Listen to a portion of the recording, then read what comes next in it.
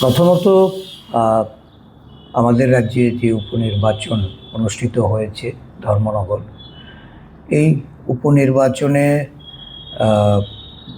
আমরা গোড়া থেকেই বলেছি যে নির্বাচন কমিশনের পক্ষপাতিত্ব বা সেখানে যে নীরব যে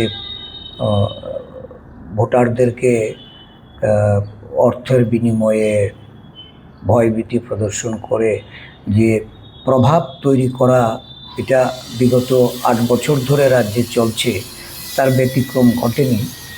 যদিও আমরা 2018 সালের নির্বাচনে আমাদের ফলাফল যা ছিল, 800-র মতো ভোট আমরা পেয়েছিলাম। এবারের নির্বাচনে আমরা 23 সালে সেখানে জোটবদ্ধভাবে লড়াই করে আমরা যে ভোট পেয়েছিলাম, 18-র হিসাবে যদি আমরা দেখি তাহলে কমিউনিস্ট পার্টি সেখানে যে ভোট তারা পেয়েছিল, এই নির্বাচনে আলাদা আলাদা লড়াই করে সাংগঠনিকভাবে আমাদের কিছু ভোট বেড়েছে। আমরা প্রায় 6000-এর কাছাকাছি আমরা ভোট পেয়েছি। বামপন্থীদের ভোটে অনেকটা ঘাটতি হয়েছে। তো এর থেকে একটা শিক্ষা অন্তত সব কয়টা রাজনৈতিক দলে তাদের গ্রহণ করা এটা অত্যন্ত প্রয়োজন। যে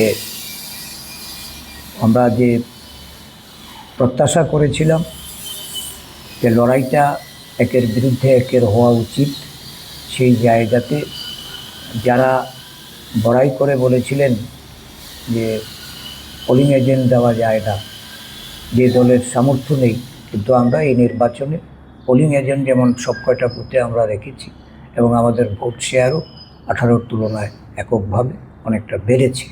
এটা আমাদের সাংগঠনিকভাবে আমাদের শক্তি বৃদ্ধির একটা সংকেত। তাছাড়া বিজেপির যে জয়, এটা প্রত্যাশিতই ছিল, কারণ এই জয় শুধুমাত্র জনগণের যে মনোভাব প্রতিফলিত হয়েছে তাই নয়, মানুষ যখন বুঝেছে এই ভোট ভাগাভাগির কারণে সেখানে বিজেপির অ্যাডভান্টেজ, তো স্বাভাবিকভাবে মানুষ আর রিস্ক নেয়নি। বা সেখানে যে ভোটটা 2023-ও আমরা একটা যে চিত্রটা দেখেছিলাম, সেই চিত্রের এটার প্রতিফলন ঘটেনি। এটা নিঃসন্দেহে যে অ্যান্টি ইনকামবেন্সি যথেষ্ট থাকা সত্ত্বেও আমরা সেটাকে কাজে লাগাতে ব্যর্থ হয়েছি। আর তাছাড়া 5 রাজ্যের ব্যাপারে আমি এক্ষুনি কোনো মতামত আমি প্রকাশ করব না, কেননা আরও এটা নিয়ে আমাদের দেখা দরকার, আরও ভাবনা চিন্তা করতে হবে। কেরালাতে আমাদের সরকার হচ্ছে, আমাদের কংগ্রেস দল প্রত্যাশিত ফলাফল আসামে করতে পারেনি।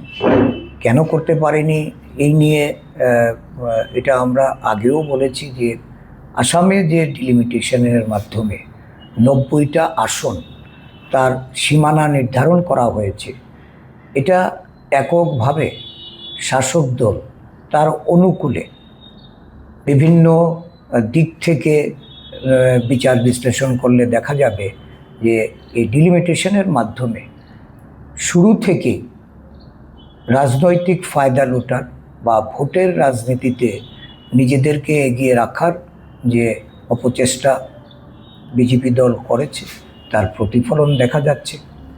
তাছাড়া পশ্চিমবঙ্গ বলুন বা আসাম প্রদেশেই বলুন, বিভাজনের রাজনীতি, যারা ভোটারদের মধ্যে সনাতনী ভোটার, যারা হিন্দু ভোটার, বিভাজন টেনে এই ভোটের রাজনীতিতে ভোটারদের প্রভাবিত করেছেন।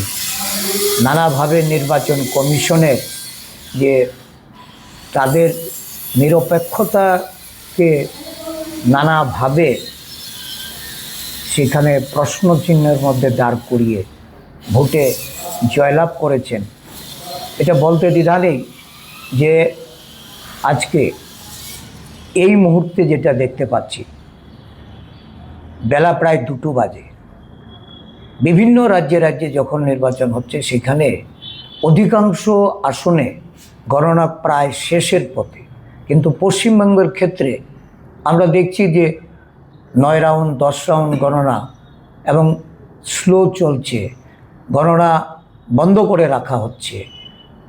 সেখানকার টিএমসি নেত্রী বারংবার উনি অভিযোগ তুলছেন, বিভিন্ন জায়গায় সেন্ট্রাল ফোর্স বল প্রয়োগ করছে, গণনা কেন্দ্রের মধ্যে নানা ধরনের অশান্তি বিরাজ করছে।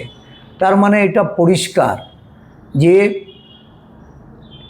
সমস্ত ক্ষমতাকে কাজে লাগিয়ে কেন্দ্রীয় সরকার এই নির্বাচন নিজেদের অনুকূলে নিয়ে আসার জন্য যে প্রয়াস, এই প্রয়াস তারা এটাকে সার্থক রূপদান করার ক্ষেত্রে তারা মাঠে নেমে পড়েছে।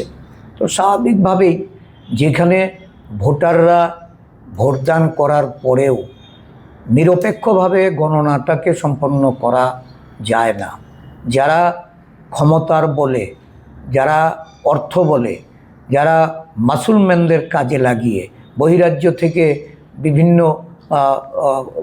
মাসুলম্যানদের এই রাজ্যে প্রবেশ করিয়ে যারা এই ভোটটাকে নিজেদের অনুকূলে নিতে চাইছে, এগুলি নিয়ে সাধারণ মানুষকে ভাবতে হবে।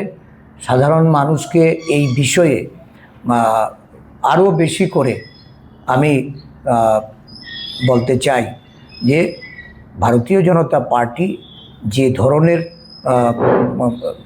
রাজ্যে রাজ্যে যে ধরনের সমীকরণ তৈরি করে তারা এগুচ্ছে, এতে দেশের আভ্যন্তরীণ যে নিরাপত্তা, দেশের আভ্যন্তরীণ উন্নতি প্রগতি সমস্ত দিক থেকে দেশ পিছিয়ে যাচ্ছে। দেশের জনগণকে তার ভুগতে হবে, তার সম্মুখীন হতে হবে। তো স্বাভাবিকভাবেই আমরা জাতীয় কংগ্রেস দল আমরা জানি যে আমাদের লড়াই আন্দোলন সেটা চালিয়ে যেতেই হবে। এই অশুভ শক্তির বিরুদ্ধে এই লড়াইটাকে জারি রাখতে হবে। ডিফারেন্স ব্যবধান হয়ে গেছে প্রায় 13,000-এর উপরে। এই সুযোগটা এটা বিজেপি পেয়েছে।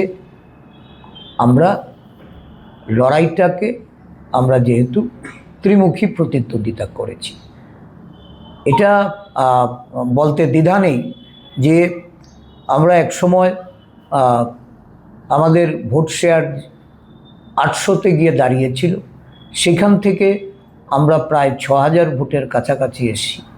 স্বাভাবিকভাবেই আমাদেরকে যারা খাটো করে দেখাতে চাইছে বা জনগণের কাছে তুলে ধরার চেষ্টা করেছে, আমরা সেই জায়গাটা জবাব দিতে পেরেছি। সাথে সাথে আমি বলবো যে এই লড়াইটা যদি এইভাবে চলতে থাকে তাহলে আগামী দিন বিজেপিকে নিশ্চিতভাবে তাদেরকে সুযোগ করে দেওয়া, এটা আমার মনে হয় রাজ্যের মানুষ যারা ব্যক্তিগতভাবে যখন আমরা বিভিন্ন জায়গায় যাই কথা বলি, অ্যান্টি ইনকামবেন্সি প্রচণ্ড। ওয়েস্ট বেঙ্গলও যেমন অ্যান্টি ইনকামবেন্সি ছিল, কিন্তু সেখানে সেটাকে বিজেপি ভোটের বাক্সে কাজে লাগিয়েছে নানা প্রক্রিয়াতে মধ্য দিয়ে। তো এইখানেও আমার মনে হয় ভোট বিভাজন হলে এর ফায়দা শাসক দল এটা উঠাবে। তো স্বাভাবিকভাবে এই বিষয়টা নিয়ে আরও ভাবনা চিন্তা গভীরভাবে করা প্রয়োজন।